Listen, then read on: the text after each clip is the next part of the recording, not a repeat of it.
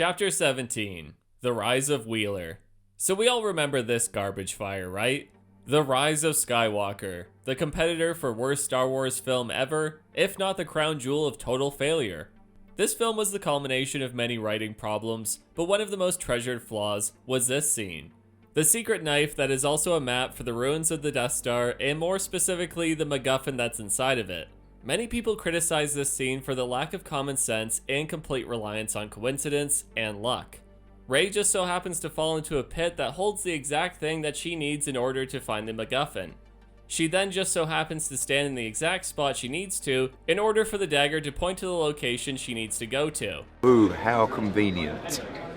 So if we consider this to be bad, then what should we say about Holly's plotline in Season 5? After she is kidnapped, Vecna traps Holly in the dreamscape alongside Max, and for most of the season, the two are trying to escape.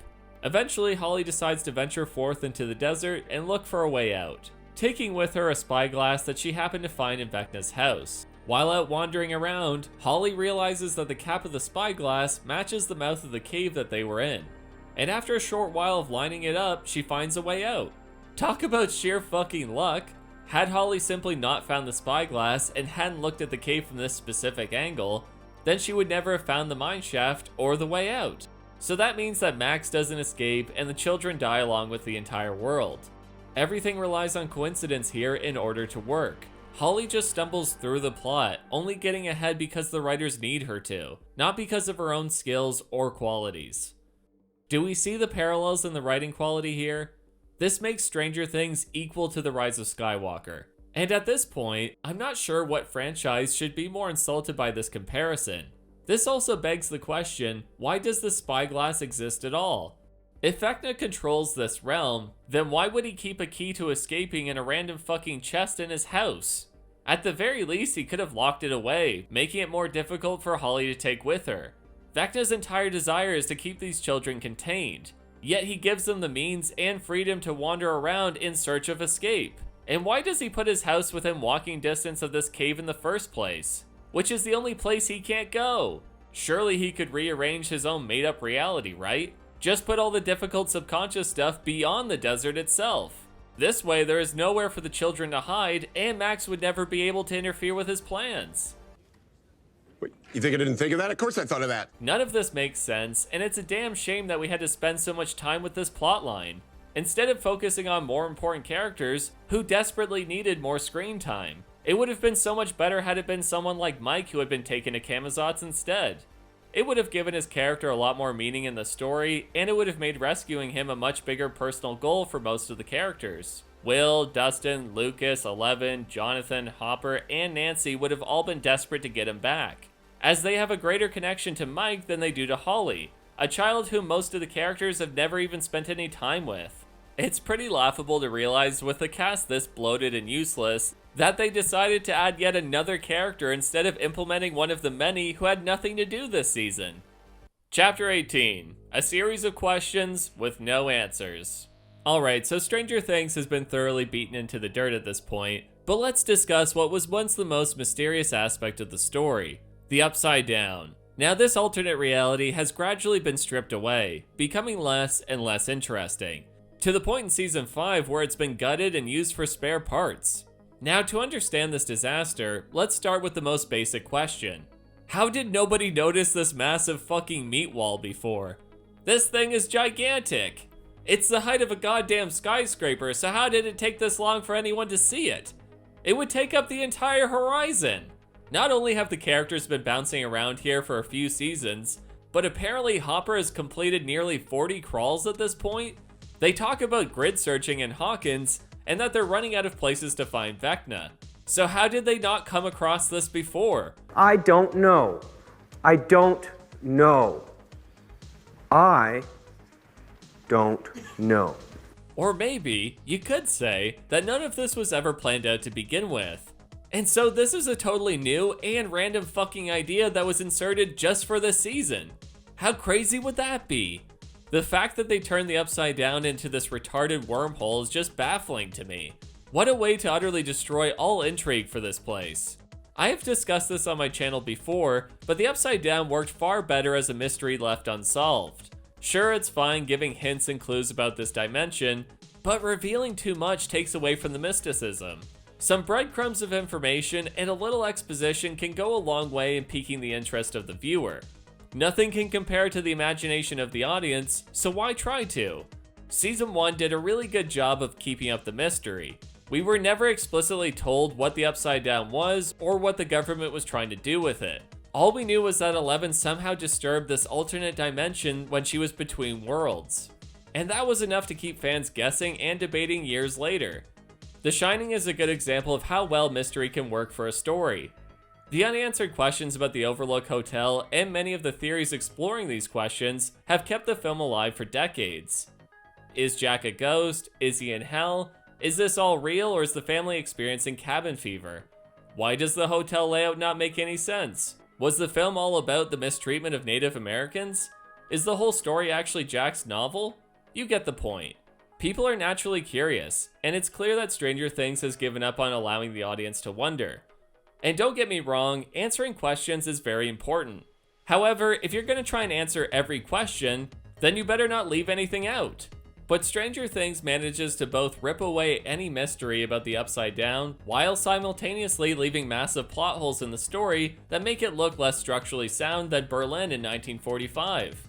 To fully understand this, we need some context. So according to the retcon plotline, after Henry Creel was banished to the Abyss by 11, he was reunited with the Mind Flayer, an ancient and unknowable being that wants to consume everything.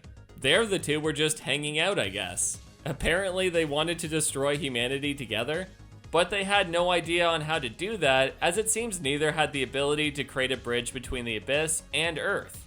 So what was their plan then? Did they know 11 was going to make contact with them? Were they planning on making this wormhole at some point? The Upside Down was created by 11 when she touched the Demogorgon in Season 1. So it's really fucking lucky for these two that 11 happened to do all the legwork for them. So to be clear, it is now canon that the Mind Flayer was completely relying on 11 to both send Henry Creel to the Abyss as well as create the wormhole, while the Mind Flayer itself just sat around and hoped it would all work out because it had no way of influencing these events. So we're just gonna wing it? Piper, there's a big difference between winging it and seeing what happens. Now let's see what happens. And yes, I would like you to ponder how this physical interaction somehow spawned an entire dimensional bridge. There is literally no explanation as to how this works, so fuck it. He wants to move the Abyss. Crash it into Hawkins. No, not crash. Merge. So when the Abyss and Hawkins collide, They become one. He's remaking the world. So what does it mean to merge worlds exactly? Is the Mind Flayer's plan to kill all of humanity? Is it to enslave us? Why is it obsessed with destroying Earth when it has no connection to our universe? Like this thing was just floating around the Abyss and somehow became aware of humanity, and from there it was like, yep, just gonna kill Earth even though I have no way to get there and it's not even in the same fucking dimension as I am. And with the knowledge that it wanted to merge worlds, then why the fuck did the Mind Flayer and Vecna waste so much time kidnapping Will, creating the tunnels, do the body snatching meat monster thing, and creating the Mother Gate? But if all Vecna needed was a handful of kids in order to collide these dimensions together, then why not do that earlier? Shouldn't they have taken a bunch of kids in Season 1 and not just Will? And how does possessing the minds of children help with this merging of planets anyway? This ritual has no explanation to it at all. Did anyone think about this story before spending millions of dollars on it? Then there's all this other stuff that completely contradicts itself.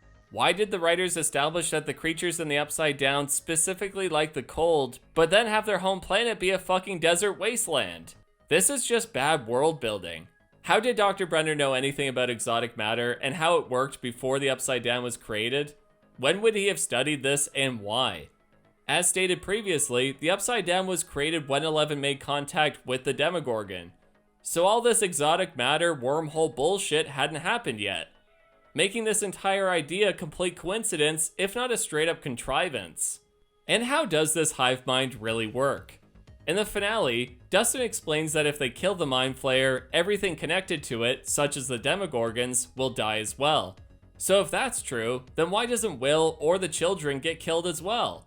They are all directly connected to the hive mind after all, yet they don't seem impacted by its death. And since 11's powers come from Henry, shouldn't they be gone as a result too?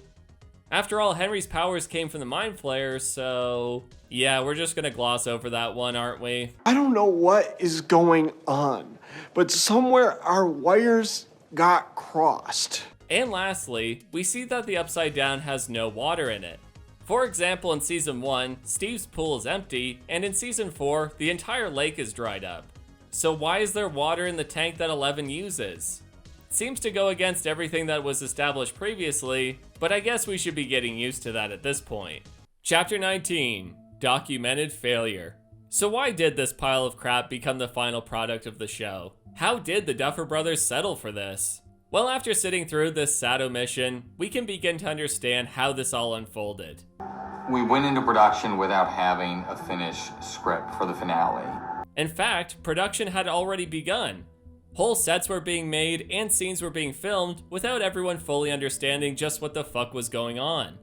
We are shooting episode 8, which isn't completely written yet, spoiler alert. So we don't even fully know what's going on. Extension, you know what I mean? I think so. And I don't know if you have enough intel from that to raise an alarm bell. Like, I can't get these sets ready in time. We're not going to get a final script in time for you to do this, so we're going to have to base it on conversations with them. That's it, yeah. We're just going to have to figure it out. This issue spread to everything, and it's clear in the documentary that it was extremely stressful for the crew. Everybody seems confused and uncertain because there was nothing to work with. This really took the wind out of everyone's sails as they were racing to sew in the gaps of this ever-growing mess. The Duffer Brothers themselves try to push the blame onto Netflix's demanding deadlines, but it's not like you didn't have 3 years to write this thing, not counting the fact that you've been working on this show for the better part of a decade, yet seemingly you had no clue where you're trying to take it.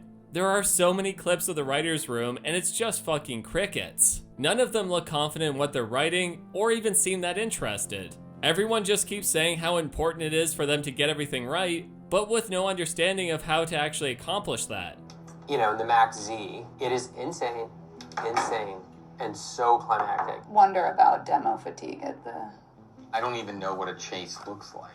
It'll outrun them so quickly.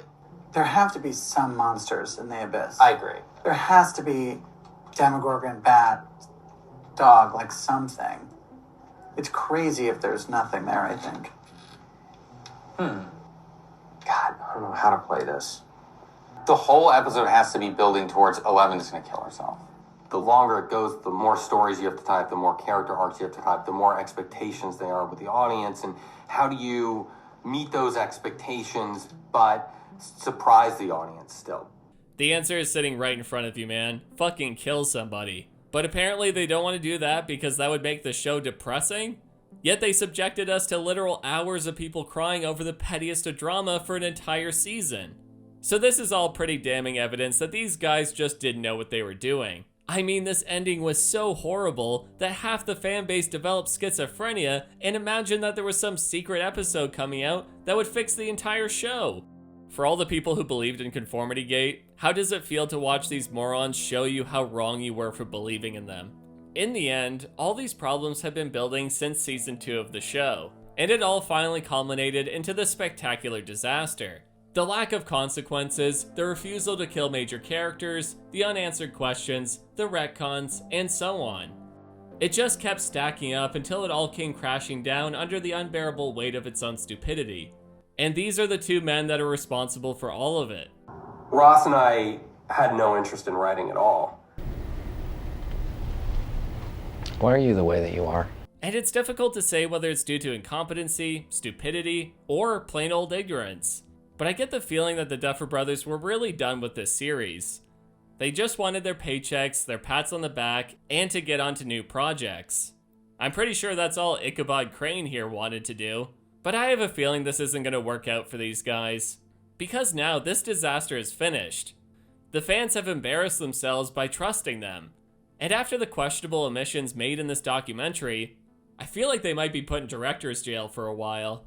After all, it's not the first time we've seen big creators crash under the waves of their own success. All I know is that I won't be running to the screen to see whatever project the Duffer Brothers managed to slap their name onto. Chapter 20. Even more questions. Should I take a moment to list all the incomplete plotlines, or at least the ones I haven't mentioned previously? Sure, why not? Whatever happened to Dustin's girlfriend? We can assume they broke up, but it still would have made sense to at least give her some lip service, considering how much time they devoted to her character in past seasons. Whatever became of Vecna's father? Did the gang just leave him to die alone in this basement despite his innocence? Why did the army just walk away from Hawkins after there was a dimensional gateway there? Surely they would leave a base there just in case another rift opened up, right? What happened to Robin and Vicky in the epilogue? It seems like they may have broken up since Vicky isn't there in the end. Which makes me wonder why their relationship got so much screen time if they were just going to drop this whole relationship altogether. However, I could also ask the same thing about Nancy, Jonathan, and Steve. Jonathan and Nancy's relationship was certainly half-baked, but we didn't even get a conclusive ending with her and Steve. They have been playing up this love triangle since season 1, but in the end they just decided to throw it in the trash. How did Max graduate high school when she was in a coma for a year and a half? Where was her mother during all this time? We know they had a strained relationship, but it's difficult to believe that she would just leave her daughter in this state. Whatever became of Argyle? Where did the deputies go? What happened to Derek's family after they were kidnapped? I guess they were just left in the barn to die? What happened to Dr. Owens? Whatever happened to this whole bully plotline that was set up in episode 1? Did Karen and Ted ever reconcile their marriage? They set up this entire flashback with Henry Creel's time in high school, but they never gave it any payoff. Max never discusses it with Joyce or Hopper, nor do these two ever acknowledge knowing Henry. Why was Holly wearing Under Armour? Where did Karen's scars go? Why is this drawing so fucking bad? Why did I spend so much time analyzing this shitty TV show? Chapter 21. The story that ended terribly. So this is it, I guess. I don't really have much else to say about the final season of Stranger Things. And at this point, I think I've put in more work analyzing this show than the Duffer Brothers actually did writing it. Ultimately, it failed to be coherent, compelling, believable, or even interesting. Everything just felt lesser. Nothing was even close to being as passionate or well made as season 1 was. And I'm not saying a lot of these people didn't put a great deal of effort into this show. It's clear from the documentary that many of the actors and people behind the screen took their jobs really seriously. And they tried to do their best with what they had to work with. Well, at least some of them did. Unfortunately, what they had to work with was just a pile of unimagined dog shit. Something malformed and embarrassing. Which is really too bad, especially considering how big Stranger Things has become. It was one of these culture moments where it seemed like everyone was watching and was heavily invested. And I like that. I like seeing people come together to enjoy cinema. It's actually pretty heartwarming when you think about it. But it only makes it all the more disappointing when it fails this badly. And with big disappointments with The Walking Dead, Game of Thrones, Marvel, Star Wars, and now Stranger Things, I just hope the next epic show or film series does more to pay off our collective interest. Something that has a bit more heart in it. Because while all these people may have worked really hard to pull this show off, I know these guys didn't really give a shit. They looked tired, uninterested, and pretty unsure of what they had gotten themselves into. Just two dudes who had the opportunity to make something great, but who ultimately didn't have enough talent to pull it off. Well, goodbye, Stranger Things. For now, at least. Until you make the next stupid spin-off show. Well, that was fun, wasn't it? Yet another series napalmed into oblivion? What a privilege it is to be a modern consumer. And speaking of consuming, I want to thank you all for watching my very long video essay on Stranger Things. I had a lot of fun making it. And it's been great talking to you all about the show. And if you haven't left already, then help support the channel. You know what to do. Hit that subscribe button. Apparently, 96% of my audience is yet to do so. And if you want to help out even more, then become a member. You'll get early access to my videos, priority replies in the comments, and special shoutouts. I spend a lot of time making this content, but working for free isn't all it's cracked up to be. So if you have some spare change, don't give it to starving children in Africa, give it to me. And like always, I'll see you on the next one. You see these shows that people love and adore, and the ending falters, and they just discard the rest of the show. You're goddamn right.